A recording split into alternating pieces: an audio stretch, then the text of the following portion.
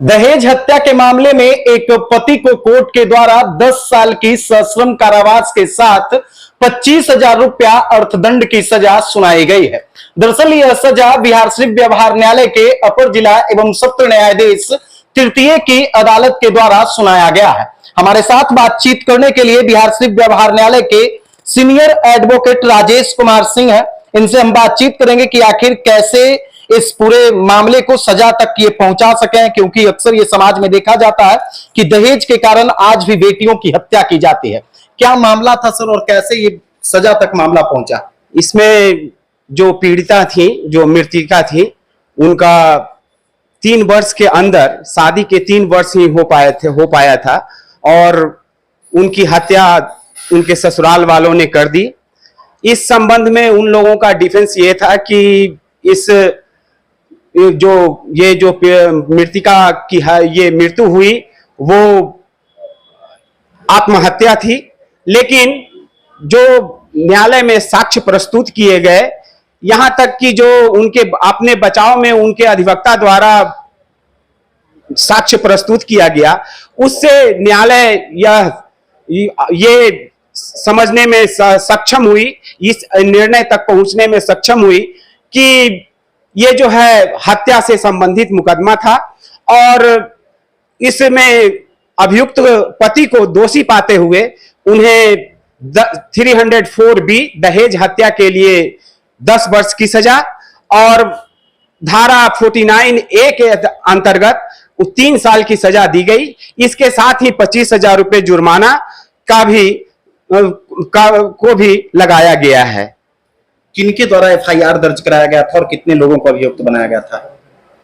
बदरुद्दीन जो थे वो भाई थे, मृतका के पिता थे, उनके द्वारा ही यह मुकदमा दर्ज कराया गया था और ये लोग बाहर रहने वाले थे, ये लोग दूसरे जगह पे रहते थे। इन लोगों की सूचना हुई, उसके बाद ये लोग आए। ये लोग गया डिस्ट्रिक्ट से के रहने वाले थे और आने के बाद इन लोगों ने अपना मृतका को देखा और उसके बाद ये एफआईआर दर्ज की गई। क्या संदेश जाएगा इस सजा के बाद समाज में? ये समाज के बाद में बहुत अच्छा संदेश जाएगा।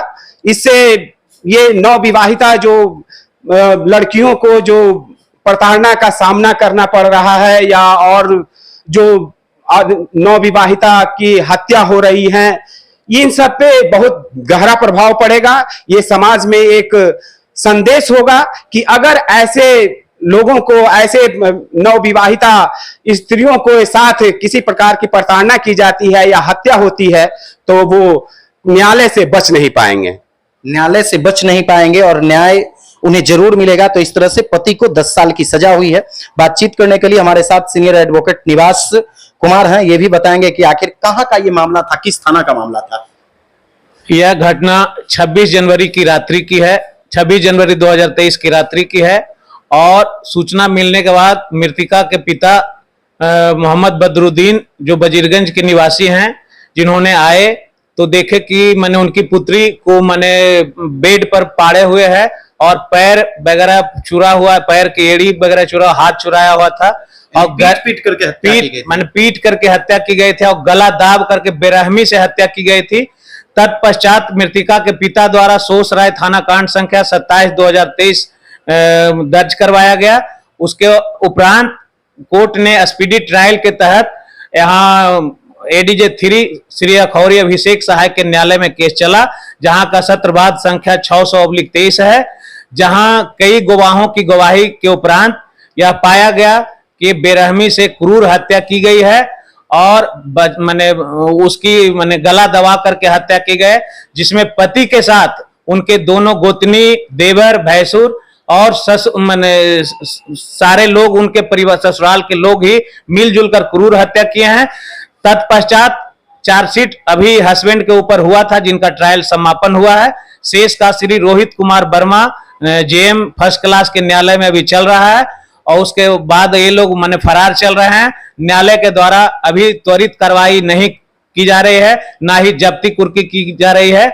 यही मेरा निवेदन होगा कि इस तरह के क्रूर हत्या का जो ये जो सजा की गई है बहुत ही अच्छा है, समाज में एक अच्छा संदेश जाएगा, ताकि एक समाज में जो गरीब गुरबा को लेकर के तिलक दहेज एवं सामानों को लेकर के हत्या की जाती है, इस तरह से बचाव होगा नई नई बच्चियों को। कितना सजा हुआ है पति को? इनको सजा हुआ है, पति को 10 साल की सजा हुआ है और साथ में 498 के लिए 3 साल की सजा हुआ है। दहेज अभी उसके बाद 25,000 का अर्थदंड लगाया गया है। अगर अर्थदंड नहीं मिलेगा तो 6 महीना माने अतिरिक्त सजा भुगतना पड़ेगा। अच्छा, अभियोजन की तरफ से कितने साक्ष्यों का साक्ष्य कराया गया था? अभियोजन की तरफ से साक्ष्य 7 का करवाया गया और बचाव पक्ष की तरफ से 2 करवाया गया, और वही बचाव पक्ष से यह प्रूफ हुआ और अभियोजन से भी कि यह सजा यह घटना कारित की गई इन लोगों के द्वारा मिलजुल कर। अच्छा, ये समाज में क्या संदेश देगा, खास करके उन दहेज लोभियों के लिए क्या संदेश है ये सजा?